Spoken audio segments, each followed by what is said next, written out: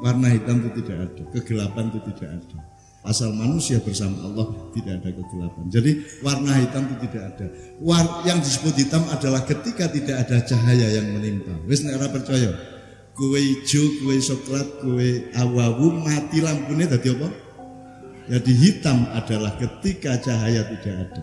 Jadi jangan sampai hidupmu hitam hanya karena cahaya tidak menimpamu.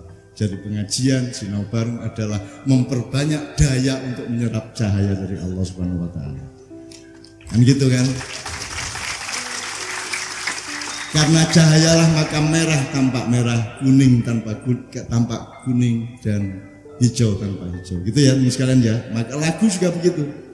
Lagu juga kita harus tahu warna-warni lagu-lagu yang bermacam-macam. Siapakah yang bikin orang Arab? Siapakah yang bikin orang Jawa? Siapa yang memberi inspirasi bahwa lagu Jawa selindro pelok ngono kae?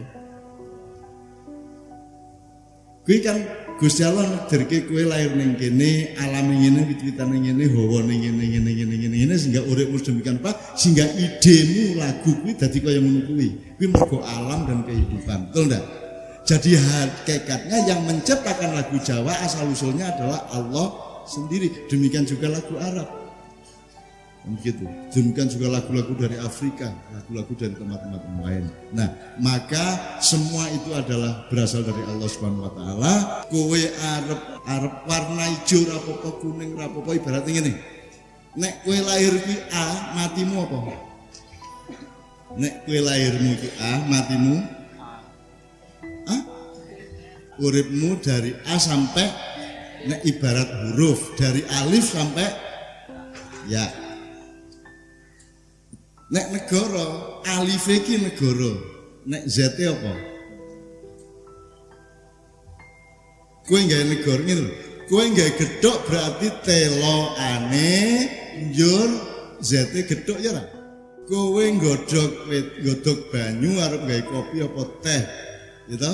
Sing penting dadi banyu iki karo kopi diracik dadi kopi, betul ndak? Kayak kopi panas iki.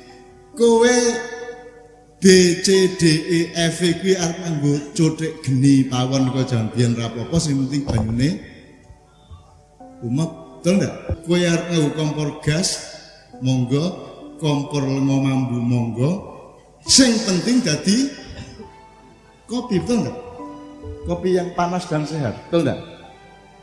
Kowe arep gawe negara monggo, kerajaan monggo, perdikan monggo, federasi monggo, persemakmuran monggo sakarepmu, sing penting ZT apa?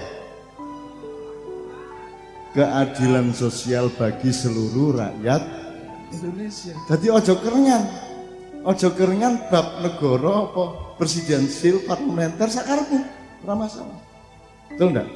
Kowe arep sekolah SMA negeri, SMA Muhammadiyah, SMA Ma'arif, SMA Taman Sirah, monggo. Sing penting hasilnya apa? Hasil seperti zatnya apa? Anak yang soleh, anak yang profesional, anak yang jujur, betul enggak ya? Itu zatnya. Aneh iki Islam. Tujuan Islam apa? Umpamane Islam ya. Zat Islam itu apa? Diridhoi Allah Subhanahu. Nah, BCD ini apa wae? Kowe arep B monggo, arep NU monggo, arep M Muhammadiyah monggo, arep HTI monggo, arep MTA monggo, arep dhewe monggo. Sing penting tekan ridho Allah, betul enggak? Lah iki B C D E F nganti E iki rasa kerengan. Kowe nang Semarang ngene, nang Solo nang ndi sing rada nang Jakarta. Sing penting ane Jogja, ZT Jakarta arep liwat Semarang monggo, arep liwat Purwokerto monggo, arep matek aji njur tekan ya monggo, arep ngalamun tok ya monggo. Sing penting tekan Jakarta. Sekarang kita kan bertengkar terus. Yang kita bertengkar bukan Jakartanya, bukan Z-nya. Yang kita bertengkarkan adalah B C D E F-nya, betul enggak? B salah, sing bener ki C, ngono to. Padahal urusannya adalah yang penting tekan jatuh pora. Sopo sing ngerti nek kowe iki diridhoi Allah. Kowe ngerti ora? Kowe nek NU ngerti ora NU diridhoi Allah? Yakin? Kowe nek Muhammadiyah yakin kok Muhammadiyah diridhoi Allah? Ana ora sing ngerti persis ridho Allah? Ana ora? Ora ngerti to. Dadi kok kowe iso nyalahke liyane? Wong kowe dhewe ya ora cetha. Kok kowe nyalah-nyalahke liyane wong kowe dhewe iki ora cetha. Wong kowe nendang penalti wae gagal. Ya ora? Jadi ternyata kita tidak berkuasa atas apa-apa. Mulane ayo urip bebarengan mergo awake iki ora kuwasa nang uripe awake dhewe. Mulane ayo bareng-bareng sawang sinawang junjung jinunjung apa meneh? Support mensupport, tolong menolong. Yung sineng kuyung apa malih Pak? Mulai Jawa. Mat sinamadan, yung sineng kuyung. Dayan dinayan, saling memperkuat satu sama lain. Dayan dinayan. Ini dasar, tidak ada bahasa yang lain selain Jawa yang seperti itu. Bahasa Indonesia ini dayan dinayan angel. Bahasa Indonesia ini bahasa sing isih wingi sore tur urung cetha. Urung cetha. Bahasa Indonesia iki ora keceklok. Bahasa Indonesia ini apa? Kami tenggengen. Kunduran truk.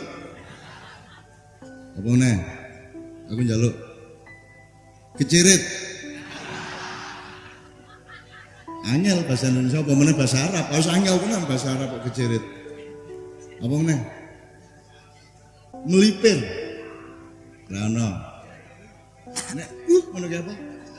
Ceguken apa? Angel.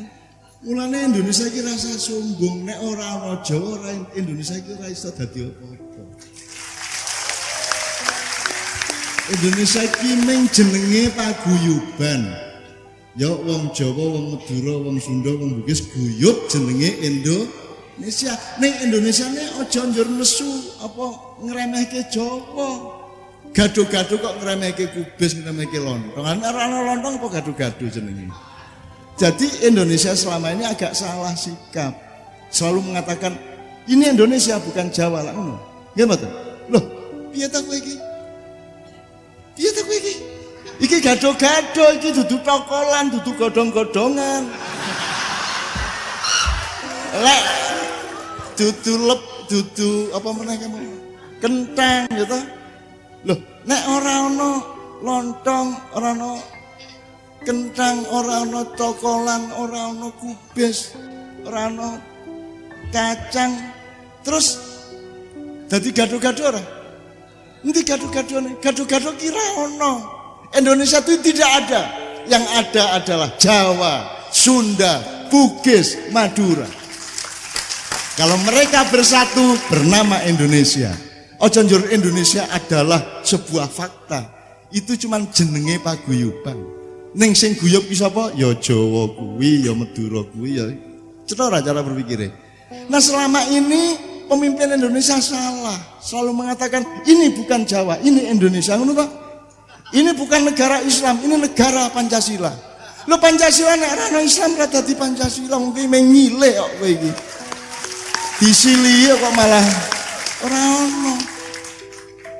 Semua maknanya maupun 6 kata-katanya pinjam dari Islam. Wis ngerti ta kowe sono? Adil, beradab, adab, musyawarah, mufakat, rakyat, musyawarah, perwakilan, semua dari Islam. Nek ora ana kuwi ora ana Pancasila. Dan ciptaannya Bung Karno sebenarnya tidak satu kalimat tapi satu kata. Jadi Bung Karno dewe itu dimanipulasi banyak oleh proses sejarah kita. Ngono ya. Wis saiki muga-muga ayo mantep dadi wong Jawa ya. Lah iki pendidikan Indonesia iki ora ana taman siswa ya ora dadi pendidikan, jare pahlawan nasional. Jare Bapak Pendidikan Nasional ning kok gawe kurikulum kok ora sinau nang taman siswa iki. Indonesia iki piye to kowe iki? Betul ndak? Ki Indonesia iki gudal ra nyusu kebo iki. Arep dadi kebo dhewe kowe iki. Kowe malah ndolek kebo ning luar negeri to. Kan gitu. Padahal taman siswa ini adalah panembahannya pendidikan di Indonesia. Kalau masa depan Indonesia ingin beres, tolong belajar kembali kepada taman siswa. Ini ya oke.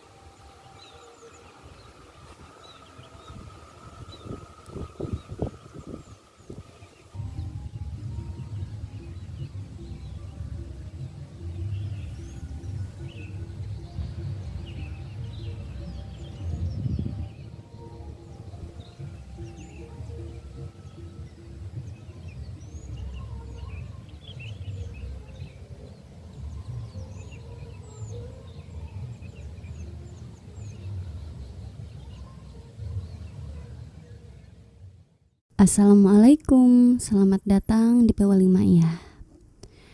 Berikut ini hanya sekedar ulasan atau pointer untuk pembelajaran bersama, untuk belajar menggarisbawahi atau merangkum poin-poin, untuk belajar memasuki pintu-pintu yang sudah Mbak Nun bukakan, dan untuk sedikit belajar mengembangkannya, atau anggap saja di setiap akhiran video P5 Ma'iyah ini hanya sekedar untuk menyapa saja. Oke dulur-dulur, mari kita mulai ulasannya. Pointer yang pertama, di awal kutipan video Sinau Bareng kali ini, Mbah Nun ngendiko bahwa warna hitam itu tidak ada, kegelapan itu tidak ada. Asal manusia bersama Allah tidak ada kegelapan. Yang disebut hitam adalah ketika tidak ada cahaya yang menimpa. Setelah ngendiko demikian, selanjutnya Mbah Nun mencontohkan bahwa misalkan Anda hijau, Anda coklat, atau Anda abu-abu, kemudian mati lampu, maka Anda jadi hitam. Sampai sini selanjutnya Mbah Nun menggarisbawahi. Jadi hitam adalah ketika cahaya tidak ada. Maka jangan sampai hidup kita hitam hanya karena cahaya tidak menimpa kita.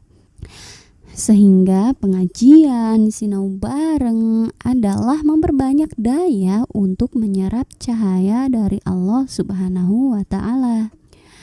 Karena cahayalah, maka kuning tampak kuning, merah tampak merah, dan hijau tampak hijau.